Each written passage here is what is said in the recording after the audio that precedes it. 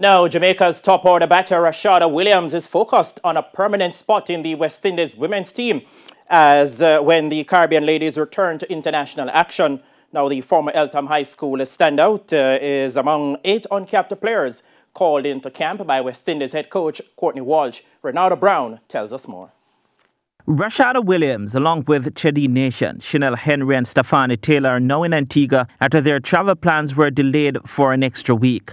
Of the quartet, Williams is the only player yet to represent the West Indies at the international level. But the former Eltham High School student is hoping that will change soon. I've been here before, in a sense where I've been to a camp.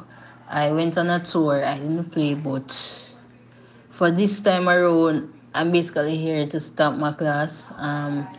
I've seen articles where, the coach is saying he's excited to have me in the camp and so forth. So I'm basically here to prove or to give him what he's expecting and bring to the table something that's basically been missing out of the team. Williams is confident of making a statement at the camp, despite not being able to play games in Jamaica due to the COVID-19 pandemic. It's been pretty difficult, to keep training and having proper development with no cricket being played in the country from last year up until now.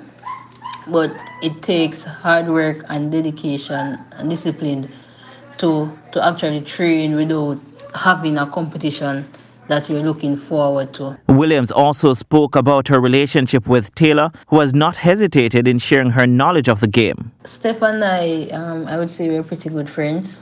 We basically talk about cricket. She's my role model. I look up to her. She motivates me as well and tell me, work hard because your time is just around the corner. So she's been effective in helping with my development and what I should expect when coming here. Rashada Brown for TVJ Sports.